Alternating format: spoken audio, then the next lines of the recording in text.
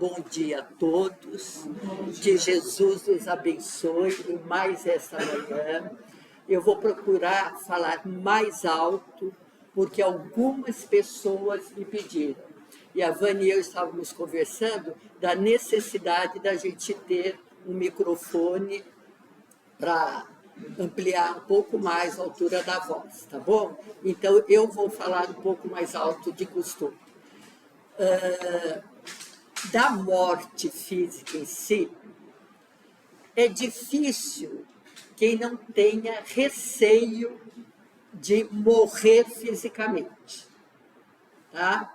E diante deste receio, entre as pessoas, a gente se pergunta: o que vai ser de mim no plano espiritual?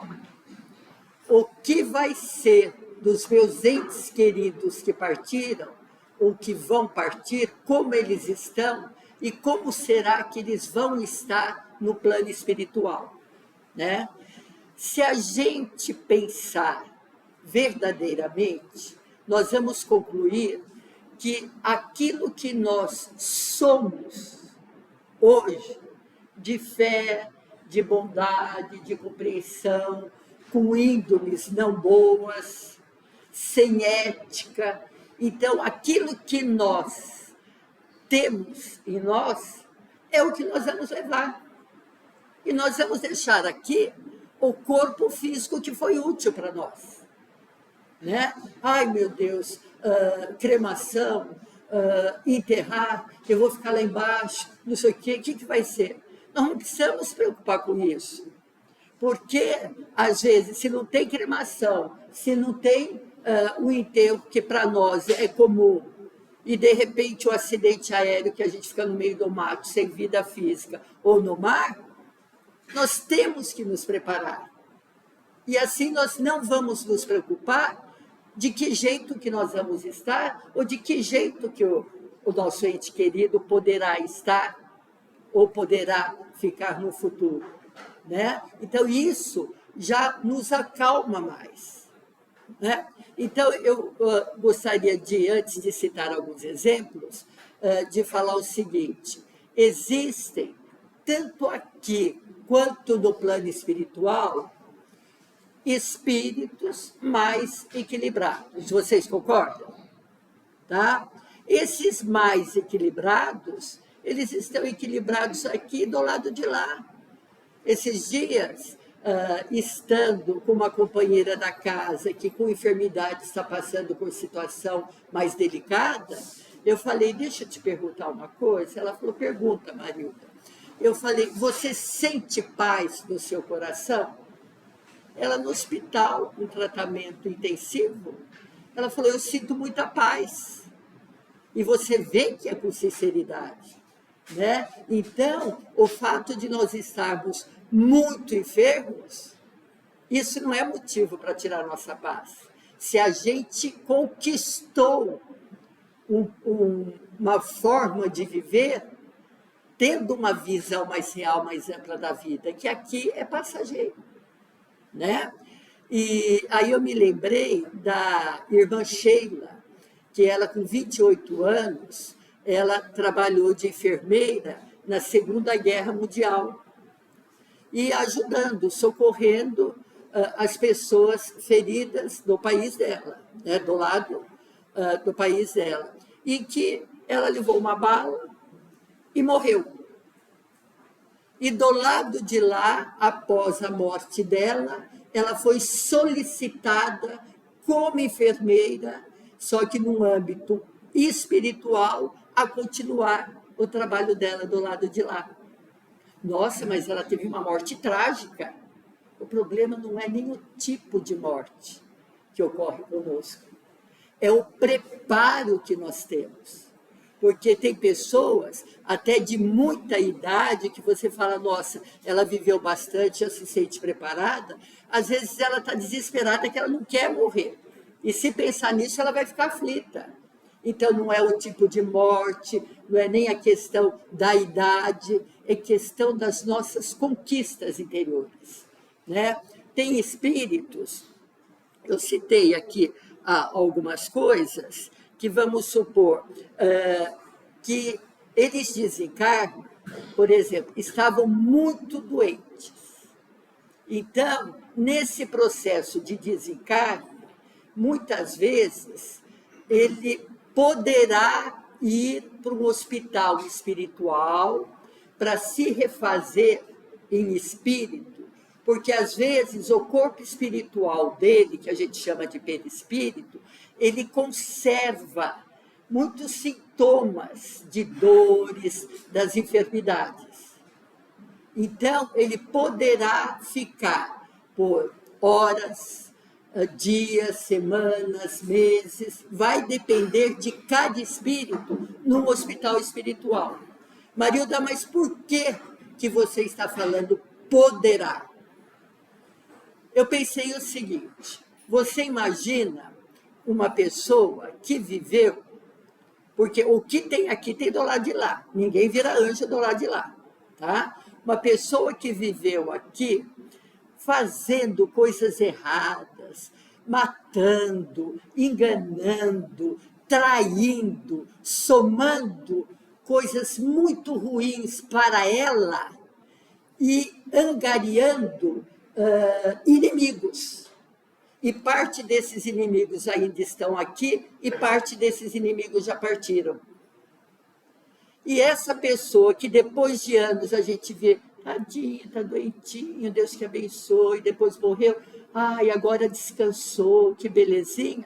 Nem sempre é essa a realidade, que vai ser conduzida no plano espiritual, num hospital, para se recuperar dos sintomas, por exemplo, da enfermidade, se refazendo. Porque, às vezes, tem casos que tem espíritos inimigos do que desencarnou, esperando ele desencarnar para conduzi-lo para determinado lugar. E, naturalmente, não vai ser um lugar bom, um lugar de vingança. Mas, e Deus? E a espiritualidade, como fica numa dessas? Deus é justo. O bem que nós fazemos, aquilo de bom que nós construímos, é sequência do lado de lá. Espíritos bons nos amparando. Agora, a doença, que nesse caso que eu citei, que ele teve e desencarnou em função da doença, não o exime de todas as atrocidades que ele fez. E ele vai ter que colher do plantio. Então, quando Deus permite o nosso sofrimento, ai, Marilda, o que é tudo a expiação? Não. Tem coisas que são testes, provas do nosso caminho, tem coisas que nós estamos espiando, né? Tem aqueles missionários que vêm, que aceitam passar por processo de sofrimento em prol de uma coletividade, tá? Então, tem várias possibilidades, mas aquilo que Deus, que a espiritualidade acha que nós temos que passar de dificuldades, de dores, sejam elas quais forem, o que acontece? Vem para nós e Deus permite que ocorra como castigo? De jeito nenhum. Nós não falamos de castigo na doutrina espírita, como um processo de educação, visando aprendizado e transformação interior. Deu para vocês entenderem? Seja Marildinha, seja a Vilma, a Vânia, a Lourdinha, seja quem for. Ai, mas está lá no céu, seja quem for. O que eu fizer, eu vou ter que arcar com as consequências. Tá? E o que eu merecer, vai vir. Por quê? Porque é da lei de Deus, é a justiça de Deus que se faz presente. Então, vamos ver aqui. Pessoas depressivas que viveram com uma depressão e não se curam e que chegaram até tirar a vida de seu corpo físico. Desencarna. Como que ela vai estar? Vai receber ajuda? Sempre nós recebemos ajuda. Não tem dúvida, se alguém aí chegar e falar para mim, Marilda, meu ente querido morreu, você acha que ele está sendo ajudado? Eu não penso duas vezes, ele está sendo ajudado, inclusive para passar pelas dificuldades que ele tiver que passar. Né? Então, às vezes, a pessoa se tirou a vida, e num dos livros de André Luiz, fala que tem pessoas que continuam deprimidas do lado de lá, se tiraram a vida física e se vendo do lado de lá, em aflição, em dificuldade, qual a ideia que elas têm? E se tiraram a vida. Mas elas já tiraram a vida, o espírito não morre. Né? Então, quando a gente quer pensar em possibilidade de como poderemos estar do lado de lá, é muito ampla. E vamos supor, as nossas mágoas, os nossos rancores, as nossas raivas, se nós não aprimorarmos, burilarmos aqui, nós vamos continuar com ela do lado de lá. Mas lá tem espírito bom, mas aqui tem também. Tem pessoas boas e tem espíritos, amigos bons para nos auxiliar. Só que a gente não querendo se mudar, a gente se fechando, vai continuar fechado do lado de lá, sem o corpo físico. Né? E aí, às vezes, a gente fala, nossa, tem aquela mãe que eu já citei para vocês, o filho morreu, ela muito triste, mas depois ela vivia pedindo ajuda para o filho, que ela estava passando por dificuldades, e o filho estava numa situação tão precária, que ele não estava dando conta da precariedade da vida dele do lado de lá, e ficava aflito porque recebia a vibração da mãe pedindo ajuda. Então, até isso nós temos que tomar cuidado. Um outro caso aqui, o de ser esperado pelos inimigos, tem exemplo de inimigos espirituais esperando o final do velório já para levar. Ai, Marilda, mas isso é assustador. Mas quanta coisa boa que tem, não? Vocês imaginem quantos espíritos bons nos auxiliando nos hospitais aqui, nos presídios, em todos os lugares aqui. Será que do lado de lá é diferente? Não é diferente. Vocês vejam bem, agora de pouco, eu até anotei para não esquecer. Para quem já assistiu o filme Os Mensageiros, eu já assisti 3 vezes. E quando a Joana de Ângelo começa a dar os conselhos, me emociona, me toca, que aí eu ponho o replay. Certo? Quando foi pedido, olha só, Joana de Ângeles pediu que o Divaldo fosse visitar uma casa que tinha em tal lugar de meretrizes, para ver se ele conseguia trabalhar com as moças que lá estavam e que estivessem mais amadurecidas para entender um acolhimento que ele queria dar para tirá-la dessa vida, como também para auxiliar, se fosse necessário, tirar crianças, filhos e filhas dessas moças, para que caminhasse para a casa do caminho. Né? Então, até ali tem ajuda, precisa de ajuda. Só que ele fez uma observação. Olha, a primeira vez que você foi, você levou o Newton com você. Agora não leve mais, porque o Newton não está preparado para manter a vibração adequada nesse ambiente. Vá sozinho. Né? Então, nos presídios, tudo. Então, nós estamos sempre sendo auxiliados.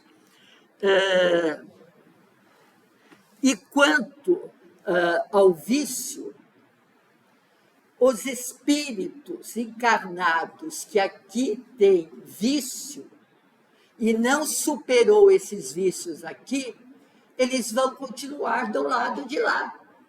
Só que aqui, eles, vamos por que vício, Marilda? O vício de caluniar, o vício da impaciência, o vício do cigarro, o vício da bebida, o vício do sexo. É tudo, porque falou em vício, você pensa, fumar e beber, não é só isso. Tá? Então, enquanto nós estamos, o vício da irritabilidade, o vício de implicar com os outros, então, enquanto nós estivermos exercitando vícios aqui, nós estamos atraindo numa mesma faixa espíritos encarnados e espíritos desencarnados, que se sentem atraídos por algum motivo. Assim como, vamos supor, espíritos que desencarnam e que têm muita dificuldade de aceitar o desencarne e aquele apego com a família, pode também entrar em sintonia com a tristeza da família e até tentar visitar. Ai, mas eu fui lá, me permitiram que eu fosse depois de muito tempo, mas eu falo com meu pai, falo com a minha mãe, ninguém responde minhas perguntas, né? Ninguém fala comigo. Então, às vezes, o espírito está, ou ele está tentando negar uma realidade que ele desencarnou, e ele não quer aceitar, tá? Ou então ele está exigindo coisas que no momento a família nem está preparada para sentir a presença dele, né? Então, às vezes, eu sei que eu desencarnei, mas eu não aceito. E como uma boa alternativa, eu vou fingir que eu não sei que eu desencarnei. E vou tentar viver como se eu tivesse encarnado. Tá? É aí que, às vezes, como no caso da Tineida, morreu nosso tio, nosso tia e nosso primo. Os 2 irmãos desse caçula que morreu no acidente não quiseram ir com os pais e ficaram e não participaram do acidente. E aí a tia foi morar com eles. E durante a noite era um tal de andar pela casa, mexer em prato, mexer em colher, tudo assim, mas não é, vamos supor, às vezes o choque foi tanto que eles poderiam nem conseguido dar conta de ver que eles tinham partido, porque a casa deles era lá com os senhores. Ou então viram, mas não, eu vou fazer de conta que isso é uma ilusão ótica.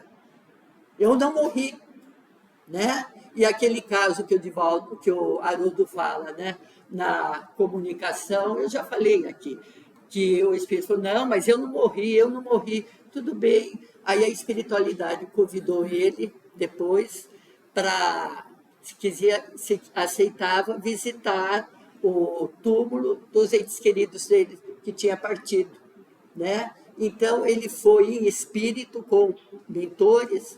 Quem é esse daqui? Ah, e essa foto aí é do meu avô. Aqui é da minha tia, que morreu cedo. Aqui é de fulano de ciclano. Epa, olha a minha foto aqui. Mas o que está fazendo minha foto aqui?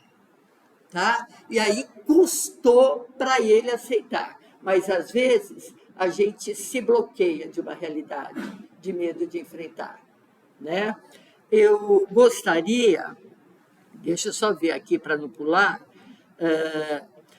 e tem também, eu vou pensando, relembrando, vamos supor, tem psicografias que, só para a gente diferenciar e mostrar que são reais. Às vezes, o espírito, vamos falar, Chico Xavier, né, que psicografava muito dos filhos que partiram para as mães. Então, às vezes, aquela mãe, aquele pai, estão sendo merecedores de uma mensagem. E o filho não tem condições, por enquanto, de dar essa mensagem.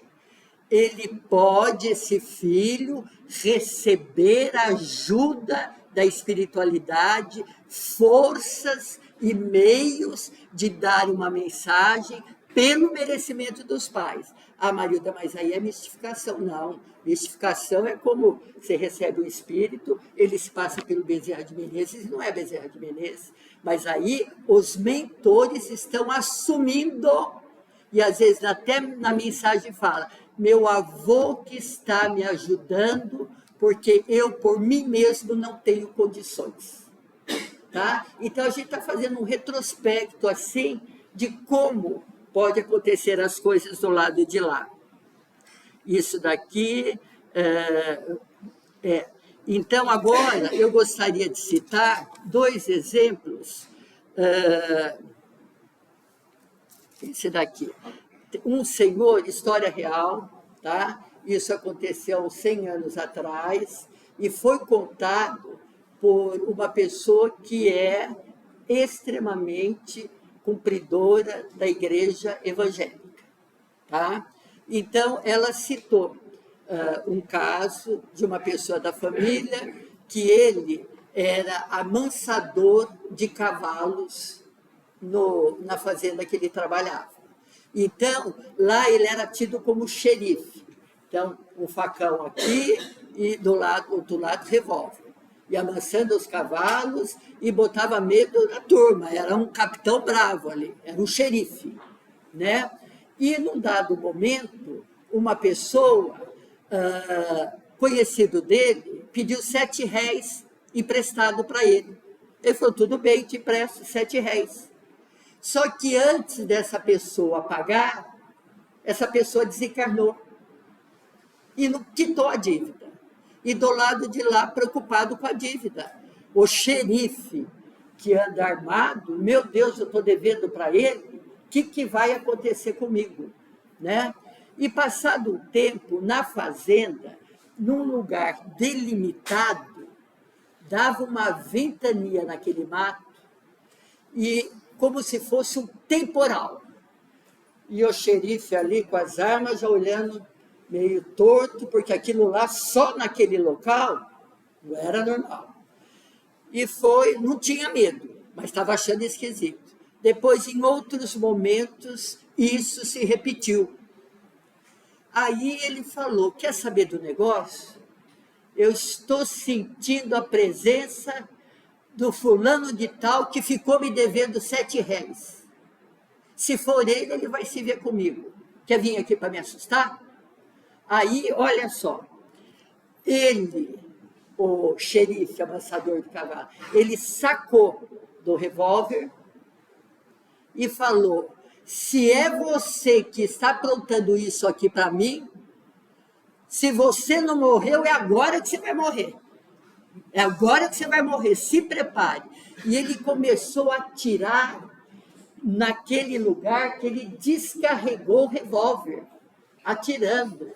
Ele sacou do revólver, suma daqui e não me apareça mais, não sei o que lá. Conclusão, se a gente pudesse ver a reação desse espírito, nenhum dos melhores corredores do mundo se deslocaria tão rápido assim. Né? Por que ele estava indo lá? Existe a possibilidade dele estar querendo, olha, eu sei que você é bravo, que você não está contente, que eu não acertei com você, só que eu não pude acertar porque eu morri. E a forma dele tentar se aproximar foi uma assim, porque o xerife era tão assim poderoso e não medroso, que tinha que ser algo mais forte para que pudesse chamar atenção. Tá? Agora, aqui, um outro caso. Situação de espírito no plano espiritual. Aqui, uma mãe, nessa época, muita gente era mordida pelo bicho, bicho barbeiro, e morria, e as pessoas novas. E uma mãe de 30 e poucos anos, ela foi mordida pelo bicho barbeiro. E ela acabou desencarnando. Então, ela deixou o esposo e deixou um filho. Tá? E esse filho, muito triste com a morte da mãe, e a mãe, no plano espiritual, arrasada, porque podia acontecer qualquer coisa para ela, desde que ela tivesse o filho perto dela. Né? O marido não era o problema, mas era o filho, ela queria o filho. Então, os dias foram passando, e aí a tia, a irmã da falecida, foi morar lá, porque o pai da criança ficava trabalhando e fazendo o dia todo. Né? Alguém tinha que cuidar dessa criança, e a tia foi para cuidar.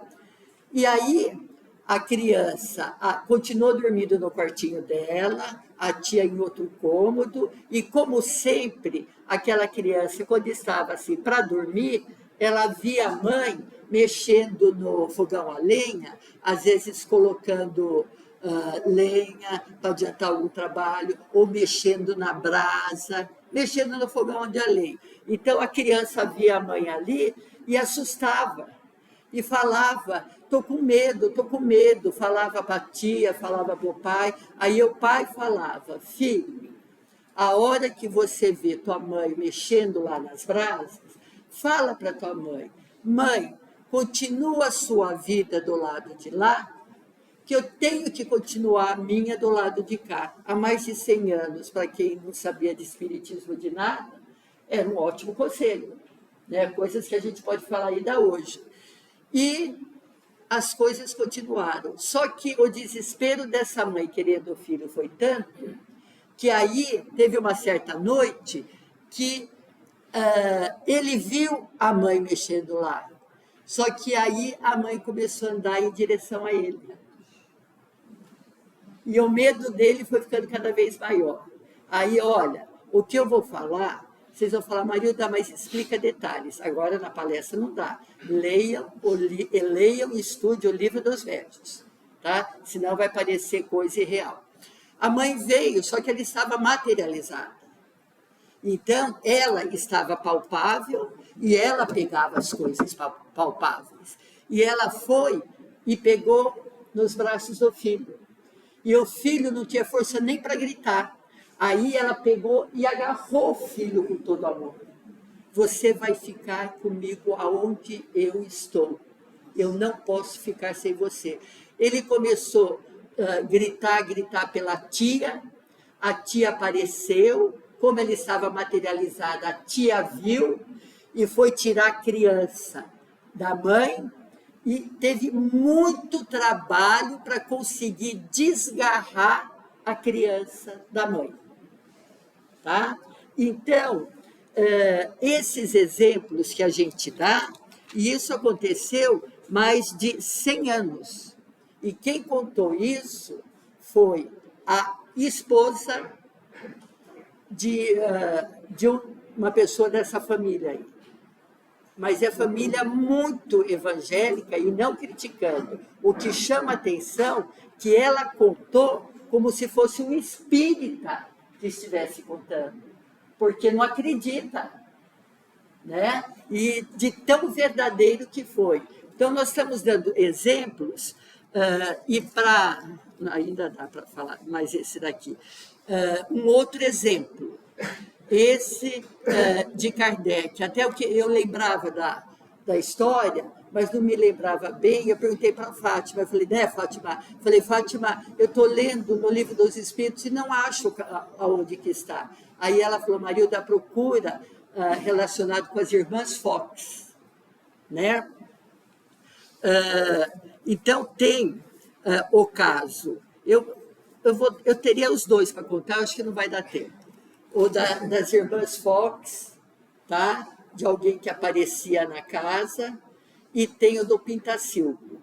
Então, se não der tempo de eu contar os dois, depois eu conto um deles, tá? O do Pintacilgo é o seguinte, Kardec, ele ia, na época que ele estava estudando sobre médiuns, sobre espíritos, como pesquisador para ver a veracidade, ele acabou indo aonde tinha uma médium de fato que recebia espíritos. Ele falou, bom, para ele é o prato cheio, eu quero ver quem ela vai receber e quero ir estudando. Foi em função de todo esse trabalho profundo que ele codificou com a ajuda da espiritualidade a doutrina espírita. Aí, Kardec foi, a médium incorporou um espírito, só que o espírito piando, piu-piu, piu-piu. Kardec falou, meu Deus do céu, que negócio é esse? Aí perguntou, quem é você? Ele falou, eu sou um Pintacilgo. Em primeiro lugar, se era um pássaro, pássaro nos comunica. E nos comunica através de um médium. E se ele começou se comunicando piando, depois falando, aí Kardec já viu, aí Kardec fez mais uma pergunta para ele. Da onde você veio? Eu vim daqui, eu tinha filhotes, e um gato chegou e matou meus 2 filhotes e me matou também. E eu continuei aqui. Kardec viu que era uma mistificação, era algum espírito zombeteiro, e aí Kardec já encerrou o assunto. Não tem como continuar. Mas ele continuou de outra forma, questionando Um dos mentores espirituais que trabalhava com ele, São Luís, e falou para o São Luís, meio bravo, que negócio é esse? Como que você permite que aconteça algo assim comigo, sendo que venho aqui para fazer um trabalho sério, e você permite que aconteça um tipo de comunicação assim? Olha só. Resposta de São Luís. Deixei que acontecesse isso para te ensinar uma lição. Evocais as pedras e as pedras te responderão. A nossa cautela. Ai, tem um médium bom. Ai, será que você podia receber alguém da família? Aquele de psicografia. Ai, veja se alguém da minha família pode mandar uma mensagem. Ai, veja essa enfermidade que eu tenho. Veja isso, veja aquilo. Nós vamos acabar encontrando. Ou um animismo, a própria pessoa querendo falar, às vezes ela está consciente de que ela está forjando uma situação para mostrar que ela pode, ou às vezes ela pode achar que ela está tendo essa intuição, mas é dela. E aí vem os espíritos, aqueles zombeteiros, os zombeteiros que querem brincar, se divertir às nossas custas, os mistificadores que querem chegar como sendo tudo verdade o que ele está falando e acaba enganando, porque aqueles mistificadores que, de fato, eles se especializam nesse perfil que eles querem sustentar, eles vão estudar quem ele está mistificando para ele mistificar. Já teve caso, aí é do Livro dos Médiuns mesmo, que a apresentação de peça de teatro na década do século XIX, que espírito mistificador, ele sabia de tudo o que da pessoa principal que estava sendo representada na peça e que já tinha desencarnado. Então, ele estudou tudo sobre aquela pessoa e falou e bateu tudo. Por quê? Porque ele estudou sobre isso, para dar credibilidade na mistificação dele. Mas, Marilda, como que eu faço para não cair nas mãos de espíritos zombeteiros, de mistificadores? Você pode saber muito da doutrina. Você pode ser uma pessoa muito inteligente. O que vai te sustentar é o teu caráter, a tua condição moral. Aí vai falar mais alto. Porque com a tua condição moral, certos espíritos não vão encontrar brecha. Então, você estando moralmente com uma certa elevação, você pode não entender até coisas que vão te ensinar, até coisas da doutrina, tudo. Estou com dificuldade para entender, mas a tua condição moral, ela vai te proteger. Tá? Agora, se você tiver a condição moral em harmonia e for inteligente e estudar, aí você joga com as possibilidades que só vão te enobrecer, né? Mas a chave da questão é o moral. Olha só, tome cuidado, não acredite em tudo que falam. Os espíritos são seres como nós, espíritos bons e não bons, aqui e do lado de lá também.